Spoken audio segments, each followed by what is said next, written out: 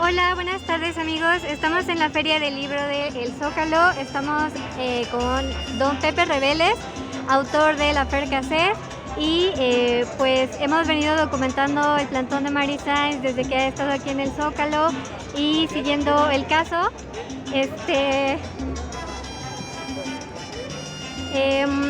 Pues quería preguntarle sobre cómo fue su interés primero en este caso de Florence y de Israel, y cómo es que le ha ido dando seguimiento al tema. Bueno, yo siempre me he interesado en las cuestiones de abuso de autoridad y de impunidad.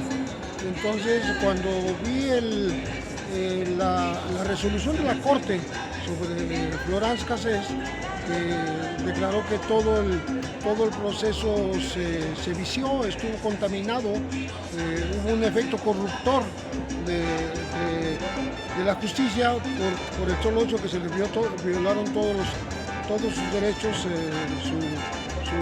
sus principales derechos desde que fue capturada el debido proceso. Bueno, dije, este caso merece que investiguemos un poco más, y me puse a investigar, busqué a la familia de Israel, porque dije, ¿por qué sale la francesa y no sale el mexicano? Vine a la Suprema Corte, hablé con la ministra Olga Sánchez Cordero, empecé a investigar expedientes, a leer cientos, miles de páginas, y llegué a la conclusión de que eran perfectamente inocentes, tanto Florence como Israel, y que todo había sido un gran montaje.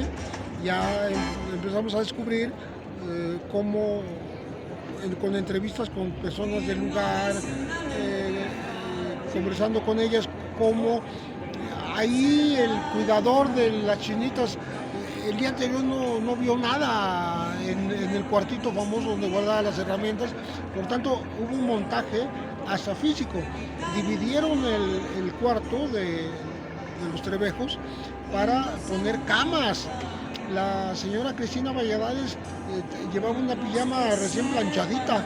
Yo no conozco ningún rehén o cautivo de secuestro que tenga una pijama nuevecita que alguien le proporcionó para salir en las cámaras. Entonces, bueno, empezó toda la sospecha, juntando datos, antecedentes de los testigos pagados, del tema de la corrupción del propio García Luna, de los dineros que le pagó a Televisa para ensalzar a la Policía Federal, de cómo trató mal a la Agencia Federal de Investigación, de cómo se entrevistó con Arturo Beltrán Leiva, según denuncia a sus propios policías en una ocasión. Entonces empezamos a armar el libro, en donde llegamos a descubrir incluso cómo una semana antes de la captura, que fue de día, de Israel y de Florence, se había dado a conocer la corrupción de los AFIS, que habían entregado a 4 zetas para la Barbie, que los mató ante las cámaras en un video. Entonces nos pareció muy grave, y bueno, ya después vino todo el lío internacional, la pelea con Francia, etcétera, etcétera, y finalmente hay muchos elementos que pudimos descubrir, sobre todo descubrir que la banda de los Zodíaco nunca existió, jamás. Y respecto a la libertad de Israel Vallarta, que está pendiente, ¿por qué cree usted que haya tantos obstáculos para que no pueda obtener su libertad? Porque el decreto que emitió Andrés Manuel López Obrador se refiere a delitos no graves. Ok, a gente que no ha sido sentenciada y que fue torturada, ¿no? Pero por delitos no graves. Desgraciadamente, el nuevo secretario de Gobernación dio una versión muy diferente, hablando de que Israel no había demostrado fehacientemente la tortura en uno de los secuestros. Pero me parece una declaración absurda, porque a ti no te dicen, te voy a torturar por este secuestro, pero no por este otro, ¿no? Entonces, me parece que hubo una desinformación por parte del gobierno. Él no entraba en estos supuestos del decreto que emitió Andrés Manuel, pero sí merece la libertad inmediata. ¿Por qué? Porque incluso en la Presidencia de la República, en el Palacio Nacional, se exhibió el montaje en donde está súper demostrado cómo lo están torturando frente a las cámaras. O sea, no necesitas otra demostración fehaciente de lo que pasó. Y les ha demostrado también hasta la saciedad que esa banda de los Zodíacos nunca existió, que es un gran invento de Genaro García Luna, de Luis Cárdenas Palomino y sus socios, que incluso utilizaron la tortura para poder armar la banda, para poder acusar a Israel y a Florence de delincuencia organizada. Tuvieron que capturar más gente y capturaron a 6 Vallartas, lo cual es inaudito en este país. El ataque a toda una familia con tal de sostener una mentira. ¿Cree usted que Felipe Calderón en ese momento decidió proteger a García Luna?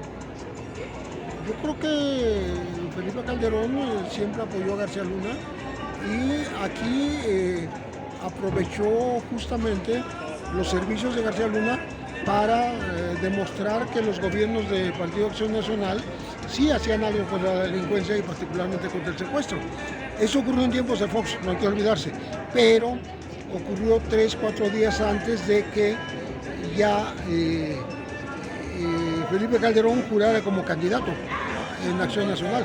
O sea, fue inmediatamente anterior al destape de Felipe Calderón.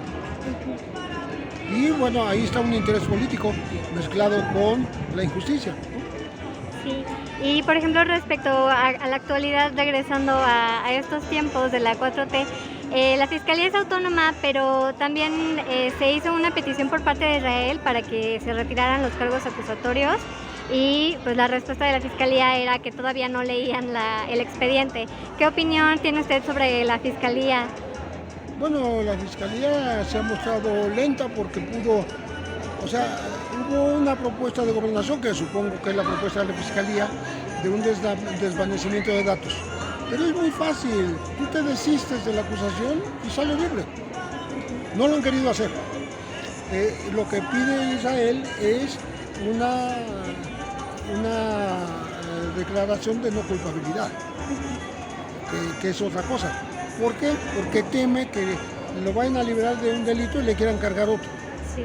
Y eso sería lo más absurdo que pueda pasar en ese país. La propia ministra Sánchez Cordero, la exministra de la Suprema Corte, exsecretaria de Gobernación, ahora senadora, ha dicho que Israel debería ser liberado inmediatamente, siguiendo los mismos lineamientos o los mismos razonamientos lógicos que se hicieron en el caso de Florence, aunque él no haya apelado a la Suprema Corte, ¿no? Sí. Pues muchísimas gracias. Una última pregunta, sería, pues como periodistas, ya se hizo la investigación, ya se hicieron varios libros, se le ha dado seguimiento, pero ¿cuál sería como una acción que los periodistas pueden aportar a la justicia en este país? Bueno, nosotros hemos estado cerca del caso, hemos conversado con la familia, hemos conversado con el propio Israel, lo hemos visitado en la cárcel y bueno, lo que deseamos es que sea liberado lo más pronto posible y lo que esté en nuestra parte, el apoyo a los abogados que lo asesoren, lo hacemos con muchísimo gusto. Estamos dispuestos a invertir tiempo, esfuerzo, conocimiento y solidaridad para que Israel abandone lo más pronto posible la cárcel. Bueno, Israel y su hermano y el sobrino que todavía está preso, porque hay 3 libres, un hermano y 2 sobrinos, y hay 3 presos, Israel, su hermano Mario y su sobrino, ¿no? Entonces yo creo que lo que toca es que salgan cuanto antes libres de toda culpa. Muchas gracias. Y bueno, ahora sí ya la última. La estrategia de Felipe Calderón contra la guerra contra el narcotráfico, pues ya se demostró que es falsa. ¿Pensaríamos también que toda la estrategia de seguridad es falsa? Bueno, la estrategia de Felipe Calderón fue falsa en la medida en que no estaba persiguiendo realmente los objetivos que decía él. Lo que hizo fue justificar compañeros y compañeras, mediante fabricación de culpables de la Feria a su propia estrategia. copió malos, El tema de esta sesión es la malas afrodescendencia. costumbres A de Colombia, historia como los falsos positivos. pasada y presente Tengo un libro que se está vendiendo de ahorita aquí, opresión, en donde hablo de eso, resistencia en y donde victoria de una de las raíces se más culpabilizó importantes, a pero cualquier más persona olvidadas que de fuera la agredida conformación de por nuestra el gobierno, sociedad, por la delincuencia, que son los, como si fuera sicario o delincuente, millones de personas lo cual que no era llegaron cierto. esclavizadas, Y eso esclavizadas hizo a que nuestra- las cárceles a nuestro estén a continente. reventar. Sí. Hay Y que liberar a esa ayudaron gente. a formar Muchísimas nuestra realidad. gracias, don Pepe. Y tenemos un panel increíble.